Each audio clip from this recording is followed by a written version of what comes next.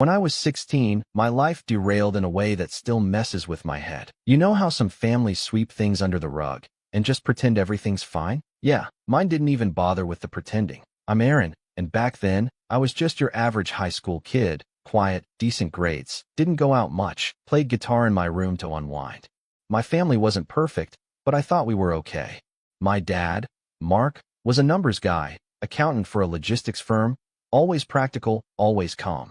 My mom, Denise, was the complete opposite. Loud, opinionated, always right even when she wasn't. And then there was my older brother, Kyle. 2 years older, charming when he wanted to be, manipulative when he didn't get his way. My dad used to call him the golden boy because of how my mom treated him. It was like he could do no wrong. Spoiled, but smart enough to play the role of the perfect son when adults were around. At home, things were different. I can't count how many times I get blamed for stuff Kyle did. Stupid things, breaking dishes, forgetting chores, sneaking out. But every time, my mom took his word over mine like it was gospel. She had this uncanny ability to look at me and see guilt even when I hadn't done a thing. I used to think maybe I was just overreacting. Maybe I wasn't trying hard enough to be seen. But that illusion shattered when I came home from school one Tuesday afternoon to find my dad sitting in his armchair, looking like the blood had drained from his face. He didn't even look up when I walked in, which was weird. My dad always greeted us, even if it was just a grunt or a nod. But this time, he was holding a folder, thick and bulging with paper. My mom stood in the kitchen doorway with her arms crossed, lips pressed so tight they almost disappeared. Kyle, nowhere to be seen. The second I put my backpack down, my mom snapped, "Aaron, sit down." I remember the room felt colder than usual. It was late fall, and the air outside had started to bite, but inside felt worse. I sat on the edge of the couch, confused and uneasy. My dad finally looked up, and his eyes, normally so steady, looked off. Betrayed. That's the only word that comes close. "Aaron," he said slowly, "your mother found something in our account statements. A withdrawal. A big one. $10,000. Care to explain?" I blinked. "What? Don't play dumb," my mom snapped, voice rising. "We know you took it." I laughed, genuinely confused. "What are you talking about? I don't even know how to access your bank account." "Don't lie," she said, stepping closer. "You've always been sneaky, always hiding things. You used your dad's login. We found the money gone right after you stayed home sick that week." What was she talking about? I had the flu. Legitimately. I spent most of that week curled up in bed, barely able to breathe through my nose, much less hack into online banking. And the idea that I would steal that kind of money? It was insane. I started to protest, but my dad raised a hand. "I want to believe you, son," he said quietly. "But the money's gone. There's no sign of a break-in. No outside access. Someone in this house did it." "I didn't touch anything," I said, standing up. "Why would I steal 10 grand? What would I even spend that on?" My mom's eyes narrowed like she was waiting for me to slip up. "That's what we want to know. And your brother says he saw you using dad's laptop." I froze. "Kyle." Of course. I remember feeling like I'd just been punched in the chest. Kyle had always lied when it suited him, but this was next level. I hadn't even touched my dad's laptop. It stayed on the home office desk, and it was password protected. Kyle, though, he was always in that room. He liked to snoop, liked to play pretend as the favorite son in dad's chair when no one was home. "He's lying," I said, trying to keep my voice steady. "I didn't do it. I swear." "This is crazy." My mom scoffed. "Of course you'd say that. Lying comes easy to you, doesn't it?" That's when it hit me. This wasn't just about the money. This was about every little resentment she'd built up toward me. Every time I didn't act like Kyle. Every time I spoke up. Every time I existed in a way she didn't like. This was her opportunity to throw me under the bus and feel justified. My dad looked back down at the papers, silent. And that silence broke something in me. He wasn't defending me. Not really. He was just folding in on himself, unsure. That night, I didn't sleep. I kept waiting for Kyle to come home, for him to walk in like nothing happened. When he finally did, around midnight, I was sitting in the hallway outside his room. He looked at me, blinked, and smiled like this was all some joke. "You messed up, man," he whispered. I stood up, heart racing. "You told them I stole $10,000. He shrugged. "Well, someone had to take the fall, and they're already convinced it was you. So why not?" "Why?" I asked. "Why would you do that?" Kyle leaned closer, the fake kindness gone from his face. Because I could. I don't think I've ever felt rage like that. Not before. Not since. But even worse was the helplessness. I wanted to yell, to drag him downstairs and force him to confess. But I knew how that would go. My mom would defend him. My dad would hesitate. And me? I just looked like I was lashing out. The next morning, everything spiraled faster than I could keep up with. My mom said she'd made an appointment. She said I needed help, that I had a problem, that she'd talked to a counselor and found a place for troubled teens who struggle with truth and accountability. A behavioral rehab. At first, I thought she was bluffing, that this was some twisted punishment. But when a van showed up 2 days later with 2 stone-faced men in polos saying they were from a youth facility in the next state over, reality slapped me in the face. I begged my dad not to let them take me. I told him I didn't do it. That Kyle was lying. That mom was wrong. But he just stood there, staring at the floor, fists clenched at his sides. The last thing I saw before the van doors closed was Kyle standing in the driveway, hands in his hoodie pocket, smirking. And that was the beginning of a 2-year nightmare I would never wish on anyone. When I first arrived at the center, I thought there'd been a mistake. Like someone would realize this whole thing was a misunderstanding. That my dad would show up and take me home. That someone, anyone, would believe me. But no one came. And the place wasn't some warm, healing rehab center with therapy dogs and cozy couches. It was cold. Institutional.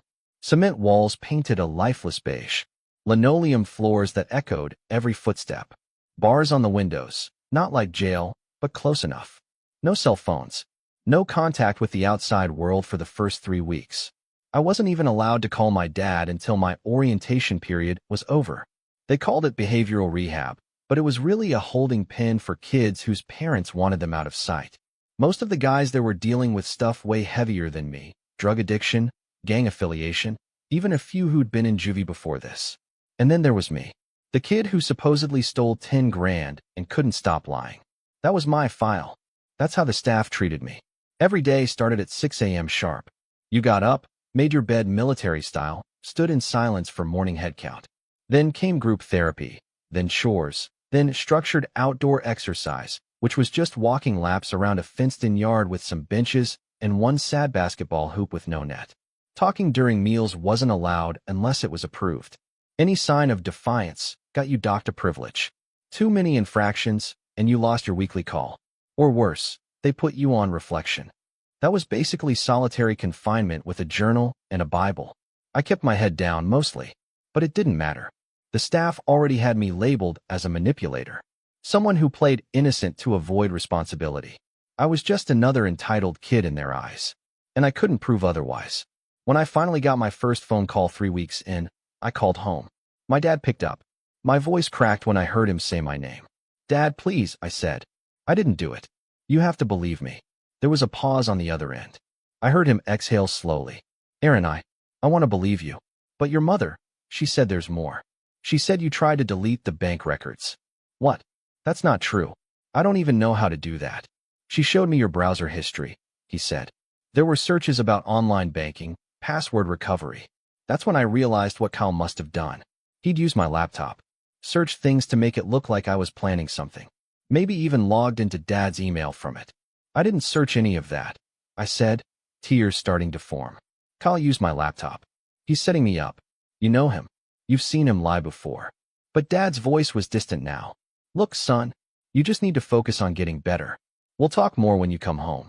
And just like that, the line went dead. My 5-minute call was up. That night, I didn't sleep. I stared at the ceiling, my hands clenched into fists under the blanket. There was a knot in my chest that wouldn't loosen. This wasn't just a punishment anymore. This was exile. My own parents, my own family, had thrown me away. 2 months in, we had family visitation day. One Saturday every 8 weeks, families were allowed to visit approved residents for a few hours in the courtyard. I spent the whole week before it hoping my dad would come, that he'd look me in the eye and see the truth. But it wasn't Dad who showed up. It was Mom. She walked in like she owned the place, bright lipstick, sunglasses, big smile that didn't reach her eyes. She brought Kyle with her.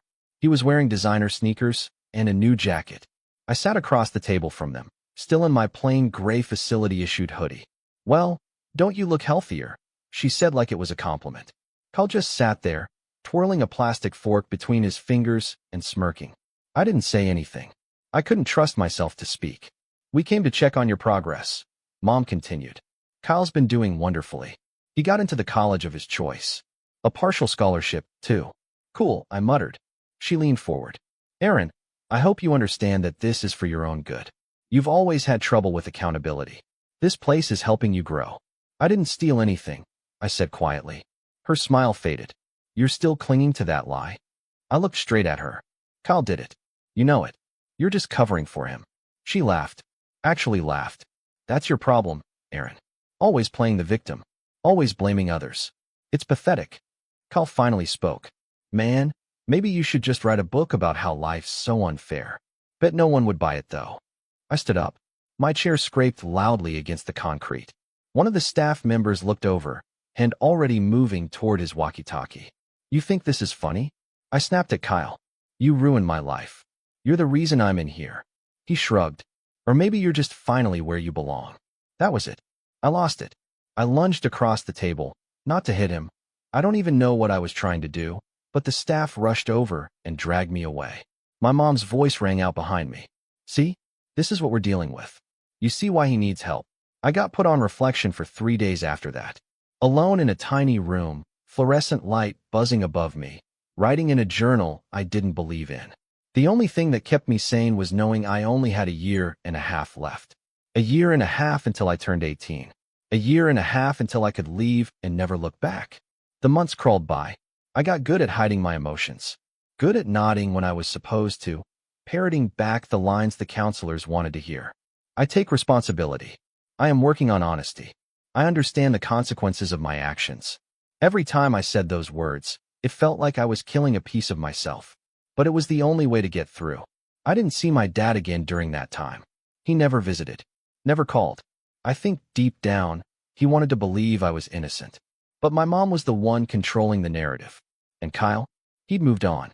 By the time I was finally released, he was already in college, living in a dorm paid for by the same savings I'd supposedly stolen. I got home on a rainy Thursday afternoon. My mom picked me up from the center, all smiles again, as if nothing had happened. The drive was silent except for the wipers squeaking across the windshield. When we pulled into the driveway, I saw my dad through the window, sitting at the kitchen table, staring at a stack of mail. He didn't say much when I walked in. Just a nod. A quick welcome home. He looked older. Tired. Like something had been eating at him. I moved back into my old room, though it wasn't really mine anymore. Everything had been rearranged. Some of my stuff was gone. My guitar, my posters, even my old sketchbooks. When I asked where they were, my mom said she'd donated some things because they carried bad energy. The next few weeks were tense. I didn't talk much. Neither did Dad. Mom acted like things were normal. Family dinners, small talk, reminders to apply for community college. But something in the air felt off. Like the whole house was holding its breath. Then, one night, it happened. It was late. I couldn't sleep, so I went downstairs to grab some water. As I passed the office, I saw the light on and heard rustling. I peeked in. My dad was sitting on the floor with a cardboard box in front of him. Old papers, envelopes, folders. What are you doing? I asked. He didn't look up. Just said, cleaning. I stepped closer. He held up a dusty envelope with Kyle's name on it. Inside were bank statements, dated 2 years back, right around the time the money had vanished. He looked at one page, then another, then another. Dad, I said. He didn't answer. Just stared at a printout for a withdrawal made at an ATM. One that had a camera. One that Kyle always used near his favorite sandwich place. Another withdrawal, same week, different location. Cash pulled out in exact amounts that added up to $10,000 over the span of 6 days. Suddenly, he looked up at me. Did you ever touch my laptop? He asked, voice quiet. No, I said. I told you that 2 years ago. He nodded slowly. And Kyle, he had your laptop that week, right? Your mom said he was helping you reset it because you were sick. My throat went dry. Yeah. He stood up, holding the stack of papers. I think I made a huge mistake. Footsteps behind us. Mom. She stood in the doorway, her arms crossed again, but this time, her face wasn't smug. It was pale. Mark, she said, let's not dig this up again. He turned to her, and I'll never forget the look in his eyes. It wasn't anger. It was betrayal. Pure and raw. You knew. he whispered. I I was protecting our family, she said. You don't understand. You knew, he repeated, louder this time. You let him take the fall. You let your son rot in a facility because you couldn't face the truth about your favorite. She tried to walk toward him. Mark, please. He stepped back. Don't. My heart was pounding so hard I could barely hear. My mom turned to me then, and for the first time, I saw something crack in her expression. Not guilt. Not remorse. Fear. My dad looked at me. Pack a bag, he said quietly. We're leaving. And then he turned to her, voice low and cold. I'll be filing tomorrow. When you go through something like that, being locked away for a lie, watching your own family turn their backs on you, you don't come out the same. You just don't. Part of me was still 16 when I stepped out of that house for the last time, gripping a duffel bag that held the few clothes and belongings my mom hadn't gotten rid of. But another part of me, that part had aged 10 years in the span of 2. Hardened, cautious, always watching. Dad and I didn't say much in the car. He'd told me to pack a bag and followed through without flinching. No yelling, no dramatic standoff. Just a quiet goodbye to a house that no longer felt like home. The driveway faded into the rearview mirror, and with it, everything I thought family was supposed to mean. We went to a motel that night, a cheap but clean place off the highway. He paid in cash. Didn't even use his rewards card, which I found strange until I realized why. He didn't want Mom to know where we were. He was protecting me now, in his own way. Maybe it was guilt. Maybe it was love. Maybe both. But for the first time in 2 years, I slept in a bed without bars on the windows. The next morning, we went to his sister's place. Aunt Lori. I barely knew her growing up. Mom never liked her, said she was chaotic and too nosy. Funny, considering Lori was the first adult to hug me and say, I'm so sorry, kiddo, like she actually meant it. Dad stayed in her guest room for a while. I got the futon in her home office. It wasn't glamorous, but it was safe. And for the first time since I was 16, I could breathe. I could go outside without permission. I could take a walk, eat cereal at midnight, use a phone without supervision. It was freedom in the smallest ways, and it felt massive. But the freedom also came with emptiness. I had no job, no high school diploma, just a thin stack of transfer credits from the rehab program that didn't count for much. No friends, no college plans. My entire social life had vanished the moment I'd been taken away. Everyone from my old school had graduated while I was locked up, and I hadn't heard from a single one of them since. Either they believed the rumors, or they didn't know what to say. Or both. Rock bottom doesn't always look like crying in the rain or smashing mirrors. Sometimes it looks like staring at your reflection in a microwave at 3 a.m., wondering if you're ever going to matter to anyone again. Dad tried. I'll give him that. He'd cook breakfast some mornings and leave the last pancake for me, even though he loved pancakes. He'd ask if I wanted to talk. Sometimes I did. Mostly, I didn't know how. I was still angry. At him, at Mom, at Kyle, at myself for not seeing it coming. The real turning point came one afternoon when Aunt Lori came home with a used laptop. It's not much, she said, placing it in front of me. But I figured you might want to. I don't know. Right? Apply for jobs, something. You've got time now. I didn't know what to do with it at first. I opened it, stared at the desktop screen for what felt like an hour. But eventually, I started typing. Not a resume. Not a letter to my parents. Just thoughts. Memories. Fragments of the nightmare I'd lived through. I wrote about the facility, about the sterile white rooms, about Kyle's smug face and my mother's eyes when she called me a liar. It poured out of me like floodwater. Writing became therapy.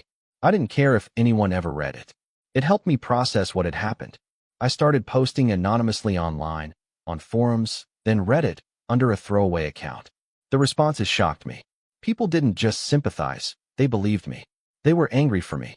Some even shared their own stories, of being scapegoated by a sibling, betrayed by a parent, sent away for bad behavior. That wasn't real. That sense of connection was like a lifeline. And slowly, something started to shift. I enrolled in a GED program through the local community college. Aunt Lori helped me get a bus pass.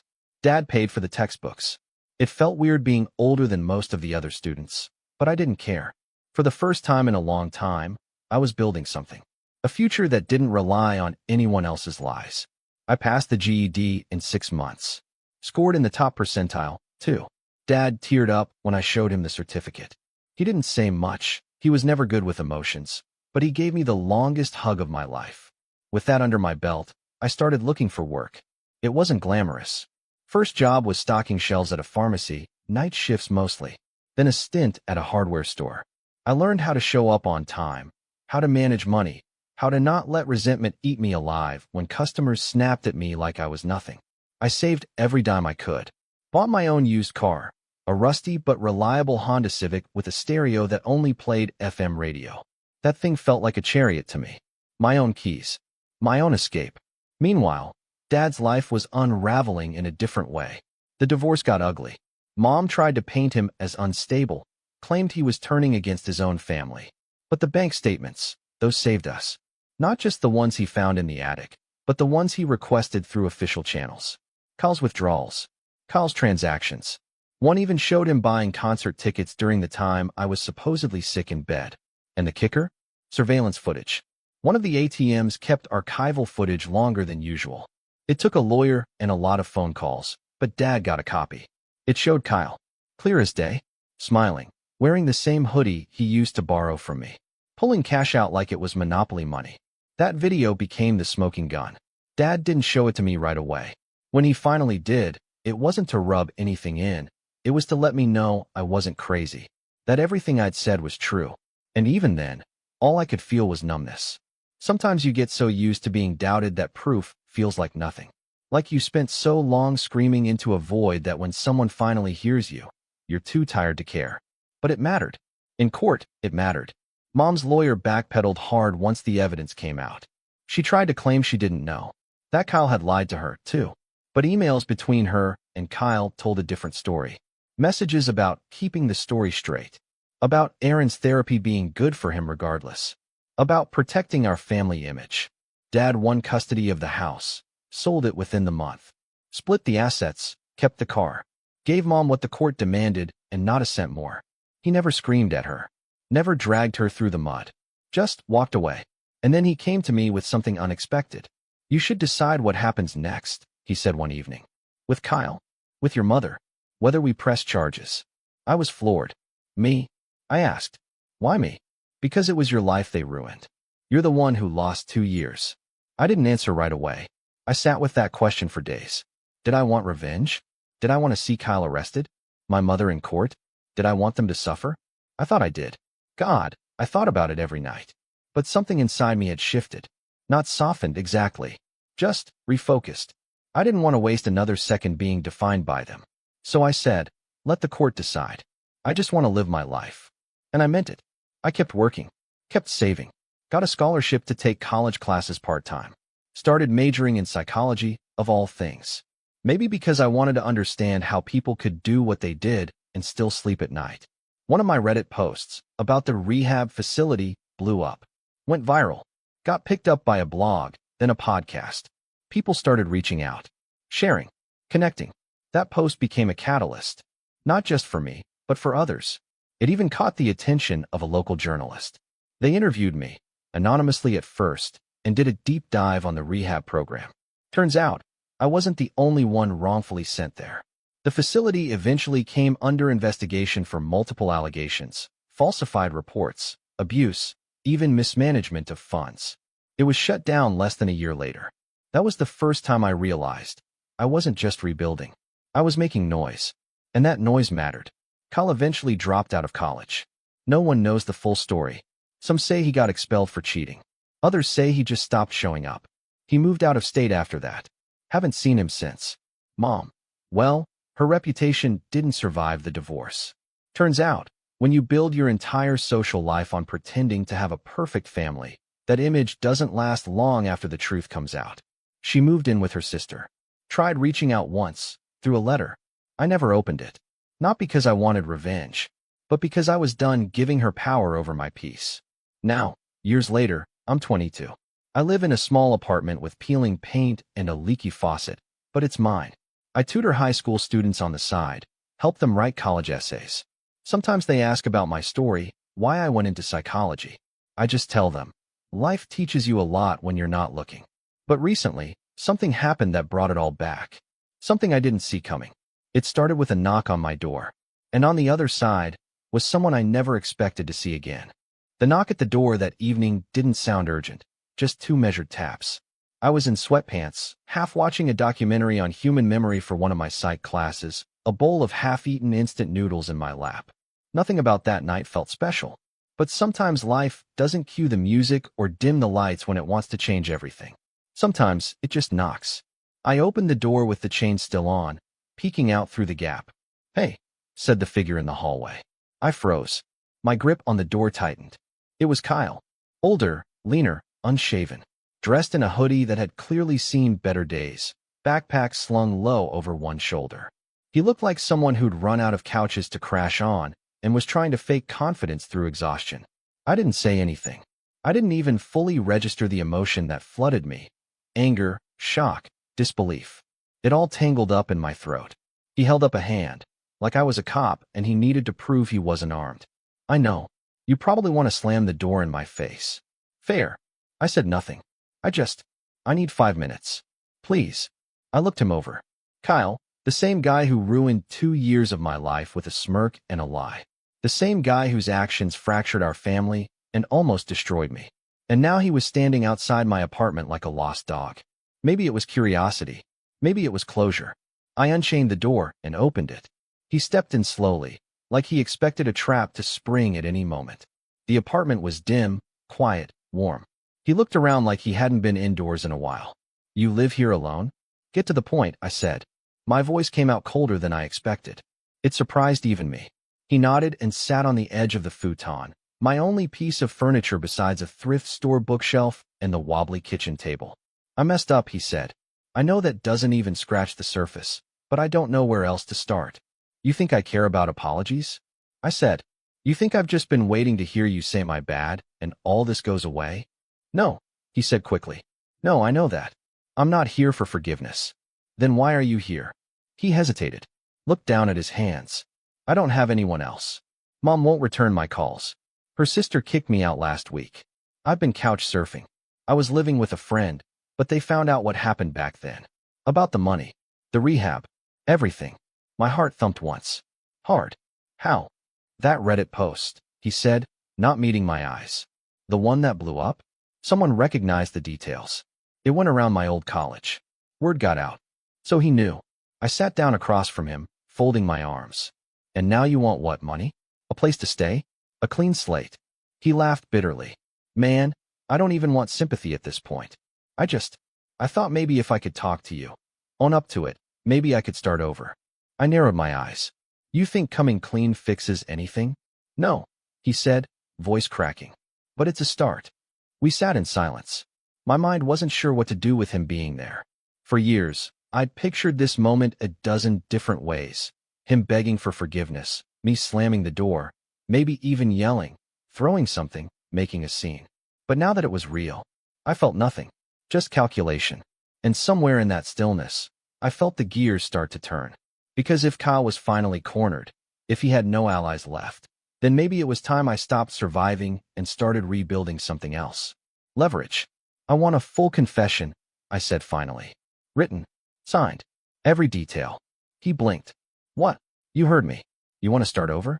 Then tell the truth. Not to me. On paper. Everything you did. How you stole the money. How you framed me. How Mom helped cover it up." He rubbed his face. "Dude, I'm not writing a signed confession like some TV crime drama." "Then get out," I said, standing up. He stayed put, glancing at the door, then back at me. "If I do this, what do I get?" "You get a chance," I said slowly, "not to have your name dragged through court. Because I still have the ATM footage, the emails, the bank statements.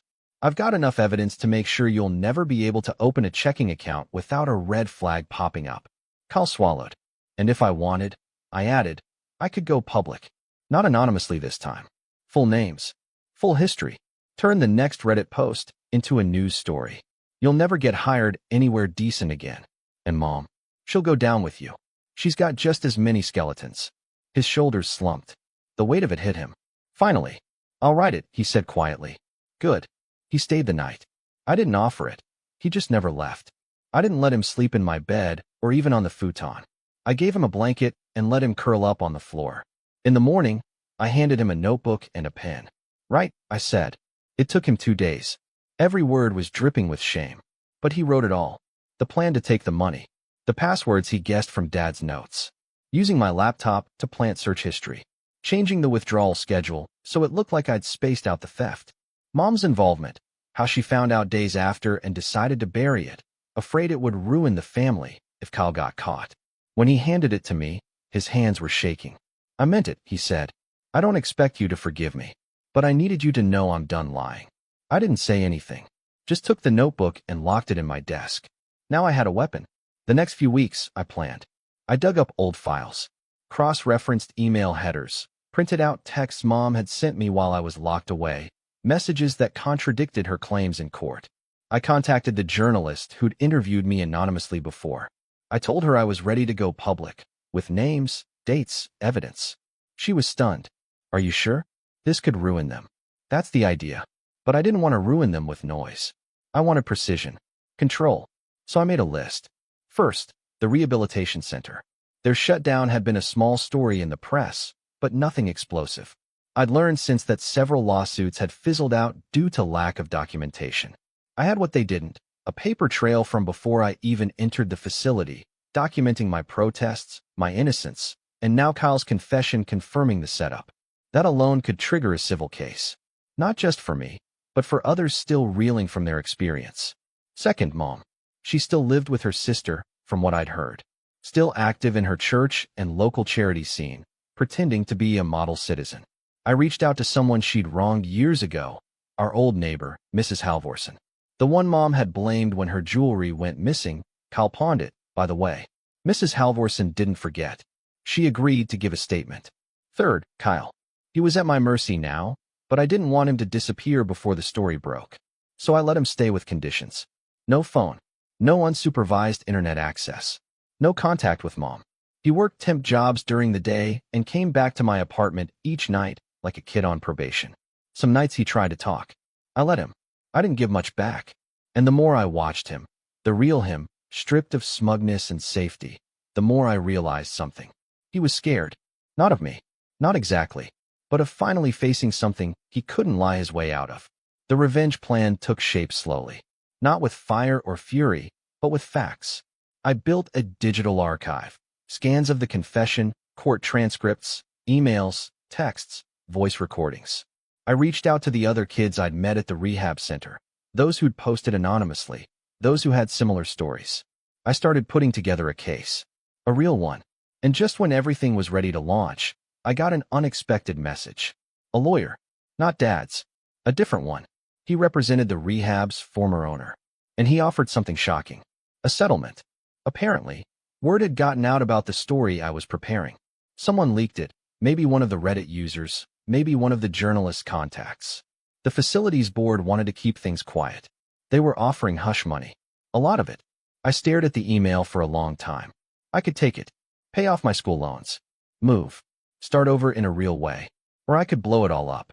And as I sat there, weighing the offer, I realized something. This wasn't just about justice anymore. It was about choosing the legacy of my pain. Would I bury it and cash out? Or make sure the world knew what they did? I looked across the room. Kyle was asleep on the floor again, curled up with that same borrowed blanket. For the first time, I didn't see him as the villain in my story. He was just the first domino. And I still had a whole row left to knock down. Kyle left my apartment a few days after writing the confession. Not in handcuffs, not in disgrace, but quiet. Almost like he knew the sentence had already started. He didn't say goodbye, just left a note on the coffee table. Whatever happens next, I earned it.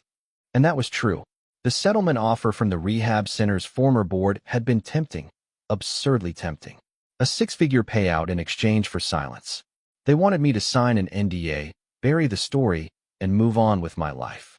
It was enough money to pay off my school debt twice over, relocate, start fresh. But something inside me couldn't do it. Because if I took the hush money, they'd get to keep the lie. They'd go on pretending they weren't complicit in ruining lives. That places like that weren't cages with wallpaper and therapy lingo. And worse, Kyle and my mom would keep skating by in silence. No, I emailed the journalist the next morning. I'm ready. Names, dates, files. I'll sign whatever you need. What happened next was like watching a storm brew from the inside out. The article dropped in late October. It was titled The Good Son: How a Teen Was Institutionalized After His Brother Stole $10,000, and What Happened When He Fought Back. It opened with my name, my real name, my face, blurry but visible. Then it broke down the full story, the bank statements, the staged browser history, the confession, the facility's practices, the emotional toll, the broken family, the aftermath. And it didn't stop there. The journalist had done her homework. She'd interviewed other former residents of the rehab center, dug up financial records showing how parents were billed for extended stays that weren't medically necessary. One family had been forced into debt. Another had lost custody of their son temporarily because the facility flagged him as non-compliant and potentially dangerous, a lie based on a refusal to recite a fake apology in group therapy. The story exploded. Within a week, it hit front pages on multiple platforms.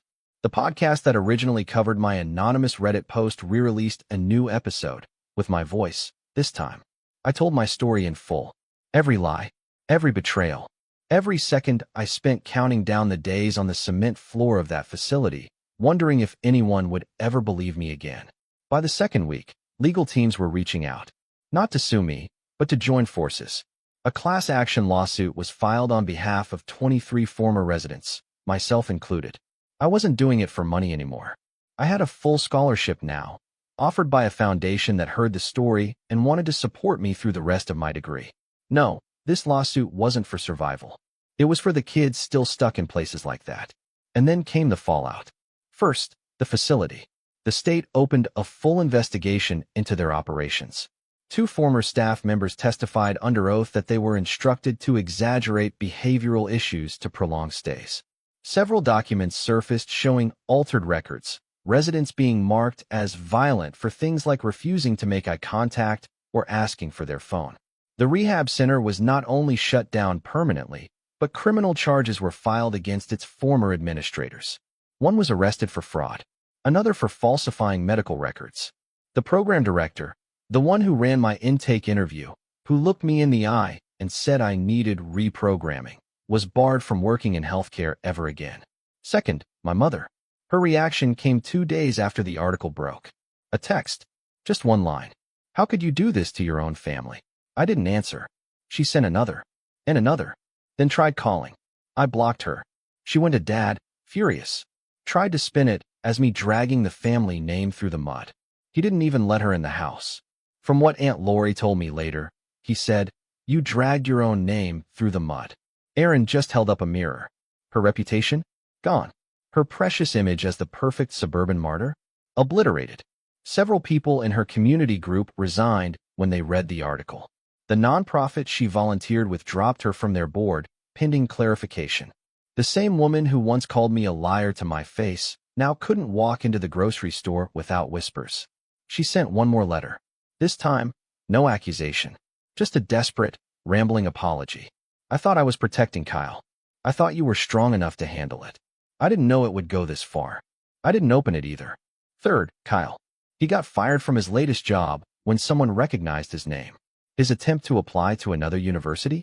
Rejected, thanks to the public records now attached to his name and the article that trended for weeks. He vanished from social media. Then one night, he emailed me. Not to ask for forgiveness, not to beg. Just an update. I'm staying with a guy from a halfway house. Working at a warehouse in Oregon. It's hard, but honest. That's all I can do now. I still read your articles sometimes. Reminds me of the line I crossed. I didn't respond. Not to be cruel, but because there was nothing more to say. He wasn't the main villain anymore. He was just another casualty of his own lies. And then, finally, me. I graduated top of my class. The foundation that sponsored my degree asked me to speak at a youth justice summit that summer. I stood on stage in front of hundreds of people, counselors, educators, policymakers, and told them how easy it is to bury a kid when the wrong person tells the right lie. How systems aren't broken, they're built that way. And how the hardest part of surviving isn't getting out. It's being heard.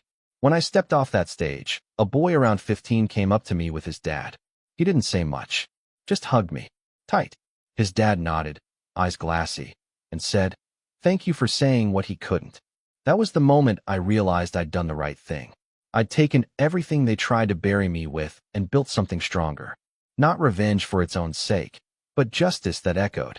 A reminder that even if the world tries to write you off as broken, there's power in picking up the pen yourself. I moved to a new city that fall. Started working with a nonprofit that provides legal aid to teens in crisis.